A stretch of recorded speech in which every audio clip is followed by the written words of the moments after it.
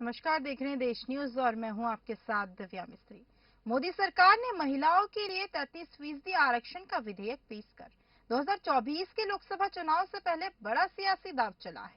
लेकिन महिला आरक्षण में ओबीसी समुदाय के लिए कोटा फिक्स नहीं किया जाना बीजेपी के लिए कहीं राजनीतिक रूप से महंगा न पड़ जाए।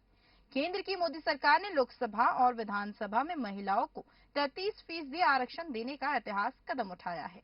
पिछले 3 दशकों से अधर में लटके महिला आरक्षण बिल हकीकत में तब्दील होने जा रहा है। मोदी सरकार ने आधी आबादी के 1/3 जिम्मेदार देकर 2024 के लोकसभा चुनाव से पहले बड़ा सियासी दांव चला। लेकिन महिला आरक्षण में ओबीसी समुदाय के लिए कोटा फिक्स नहीं किया जाना बीजेपी के लिए राजनीतिक रूप से महंगा पड़ जाएगा। महिला आरक्षण विधेयक में एससी, एसटी महिलाओं के लिए कोटा फिक्स किया गया, लेकिन ओबीसी की महिलाओं के लिए अलग से आरक्षण नहीं दिया जाना है। ऐसे में कांग्रेस से लेकर सपा, आरजेडी और बसपा, जेडीयू सहित तमाम दलों ने मोदी सरकार से ओबीसी समुदाय की महिलाओं के लिए अलग से कोटा दिए जाने की मांग की है। विपक्ष ही नहीं बल्कि बीजेपी के ओबीसी नेता और पूर्व मुख्यमंत्री उमा भारती ने भी महिला आरक्षण बिल में ओबीसी के लिए आरक्षण न होने पर अपनी नाराजगी जाहिर की। इस तरह ओबीसी महिलाओं के लिए आरक्षण का एजेंडा सेट किए जाने लगा है। महिला आरक्षण विधेयक पर लोकसभा में चर्चा के दौरान कांग्रेस की पूर्व अध्यक्ष सोनिया गांधी की बिल का समर्थन किया गया, लेकिन साथ ही ओबीसी महिलाओं के लिए आरक्षण की मांग भी उठाई गई। उन्होंने कहा है, जनगणना कराकर पिछले तबके से आने वाली महिलाओं को आरक्षण मिलना ही चाहिए। महिलाओं के प्रति आभार प्रकट करने का ये सबसे अहम समय है। उन्होंने कहा, मैं सरकार से मांग करती हूं कि नारी शक्ति वंदन अधिनियम की सारी दिक्कतें दूर कर इससे जल्द से जल्द लागू किया जाए। वहीं सोनिया ने कहा है, कांग्रेस मांग करती है कि एससी, एसटी, ओबीसी के लिए उप कोटा के साथ महिला कोटा बिल तुरंत लागू किया जाए। ओबीसी को लेकर कांग्रेस के स्टैंड में बड़ा बदलाव भी दिख रहा है। साथ ही महिला आरक्षण के राह में 3 दशक बांधा बन रहे हैं। राजनीतिक दलों का मूड भी वक्त के साथ बदल रहा है, लेकिन अभी भी अपने स्टैंड कायम रखे हैं। सपा प्रमुख अखिलेश यादव ने कहा है, महिला आरक्षण लैंगिक न्याय है और न्याय सामाजिक का असंतुलना होना चाहिए।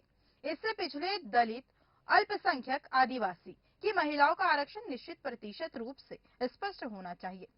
सपा सांसद डिंपल यादव ने ओबीसी की मांग उठाई तो राम गोपाल यादव ने कहा कि हम समर्थन करेंगे, लेकिन महिला आरक्षण बिल पर हमारी हमेशा मांग रही है।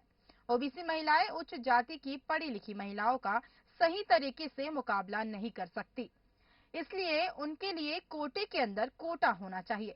इसी तरह जेडीयू के नेता निशित कुमार ने भी समर्थन किया है, लेकिन महिला आरक्षण के दायरे में अनुसूचित जाति एवं अनुसूचित जनजाति की तरह पिछड़े और अति पिछड़े वर्ग की महिलाओं के आरक्षण की मांग भी रखी गई। साथ ही बिहार की पूर्व मुख्यमंत्री राबड़ी देवी ने मंगलवार को कहा, नरेंद्र मोदी सरकार द्वारा लाए गए महिला आरक्षण विधेयक में एससी, एसटी और ओबीसी महिलाओं के लिए अलग अलग कोटा प्रदान किया जाना चाहिए था, लेकिन मोदी सरकार ने एससी, एसटी और ओबीसी के साथ धोखा किया। बसपा प्रमुख मायावती ने एससी, एसटी समुदाय की महिलाओं को अतिरिक्त आरक्षण दिया जाए। महिला आरक्षण में ओबीसी कोटा भी होना चाहिए। साथ ही अगर ऐसा नहीं हुआ तो इन वर्गों के साथ नाइंसाफी भी होगी। महिला आरक्षण पर उमा भारती ने कहा है, इस बात से निराश है कि बिल में अन्य पिछड़ा वर्ग की महिलाओं के लिए आरक्षण का प्रावधान नहीं है। उन्होंने कहा, हम ओबीसी महिलाओं के लिए अगर आरक्षण सुनिश्चित नहीं करते हैं तो बीजेपी से उनका विश्वास टूट जाएगा। उमा भारती ने कहा है, उन्होंने इस संबंध में पीएम मोदी को पत्र भी लिखा था। उमा भारती ने कहा, मैंने पत्र में उस बात का जिक्र किया जब मैंने इस बिल का विरोध भी किया था। देवगौड़ की सरकार ने बिल पेश किया था तो वो विरोध करने के लिए अपनी सीट पर खड़ी भी हो गई थी। इसके बाद उस विधेयक को स्थायी समिति के पास भेज दिया गया था। उमा भारती ने कहा है, जब ओबीसी के लिए कुछ करने का समय आया तो हम पीछे हट गए। हालांकि मुझे विश्वास था कि पीएम मोदी इसका ध्यान रखेंगे। मैंने सुबह प्रधानमंत्री को पत्र लिखा और बिल पेश होने तक चुप्पी साधे रखी थी। यह देखकर मुझे बहुत निराशा हुई कि विधेयक में ओबीसी आरक्षण नहीं आया। मुझे निराशा हुई क्योंकि पिछड़े वर्ग की महिलाओं को जो मौका मिलना चाहिए था वह नहीं दिया गया। उमा भारती ही नहीं, बीजेपी की सहयोगी अपना दल की नेता और मोदी सरकार में मंत्री अनुप्रिया पटेल ने भी महिला आरक्षण बिल का समर्थन करते हुए ओबीसी समुदाय को भी शामिल किए जाने की मांग रखी। विपक्ष दल के साथ साथ बीजेपी और उसके सहयोगी दल जिस तरह से महिला आरक्षण में ओबीसी समुदाय के लिए अलग अलग से आरक्षण की मांग उठा रहे हैं, उससे निपटना मोदी सरकार के लिए आसान नहीं होगा। बीजेपी के राजनीतिक उभार के पीछे ओबीसी समुदाय के मतदाताओं की अहम भूमिका भी रही है। साथ ही बीजेपी ने पीएम मोदी को ओबीसी चेहरे के तौर पर स्थापित करने की कोशिश भी की, जिसका सियासी फायदा भी पार्टी को मिल रहा है। महिला आरक्षण बिल पिछले 3 दशकों से इसलिए लटका हुआ था क्योंकि ओबीसी समुदाय के लिए आरक्षण दिया ही नहीं जा रहा था। इस बात को लेकर शरद यादव, मुलायम सिंह यादव और लालू यादव महिला आरक्षण का विरोध करते रहे। महिला आरक्षण पर इसलिए सवाल उठाते रहे कि इसका फायदा कुछ विशेष वर्ग तक सीमित रह जाएगा। देश की दलित पिछड़े वर्ग और अल्पसंख्यक महिलाओं के लिए राजनीतिक भागीदारी से कमी हो सकती है। इन नेताओं की मांग है कि महिला आरक्षण के भीतर ही दलित, पिछड़ा वर्ग और अल्पसंख्यक समुदाय की महिलाओं के लिए सीटें आरक्षित की जाए। इस बात को लेकर सपा, आरजेडी और जेडीयू महिला आरक्षण बिल का भी विरोध करते रहे। संसद में जब भी महिला आरक्षण बिल को लाने का प्रयास किया गया तो इन दलों के नेताओं ने सिर्फ विरोध ही नहीं किया बल्कि बिल तक फाड़ दिए थे।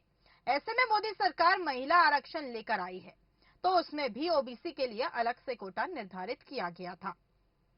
मंडल कमीशन लागू किए जाने के बाद देश की सियासत पूरी तरह से बदल गई और ओबीसी के इर्द गिर्द पूरी राजनीति सिमट गई।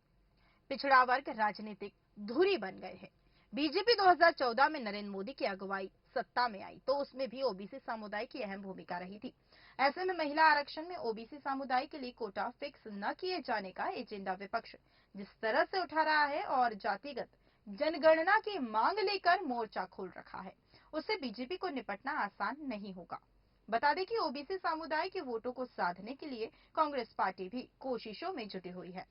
साथ ही हैदराबाद में सीडब्ल्यूसी की बैठक में जिस तरह से आरक्षण की 50% लिमिट को खत्म करने पर भी जोर दिया गया और जिसकी जितनी भागीदारी है उसकी उतनी हिस्सेदारी वाले नारे के साथ साथ आगे बढ़ने का फैसला भी लिया गया था। और सोनिया गांधी ने जिस तरह से महिला आरक्षण में कोटे के अंदर कोटे की मांग की, उससे बीजेपी के लिए 2024 के चुनाव में चिंता बढ़ सकती है।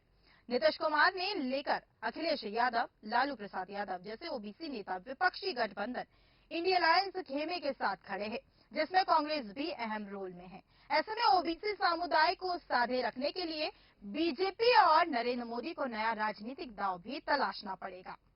इसी तरह की तमाम खबरों के लिए बने रहिए देश न्यूज के साथ। नमस्कार।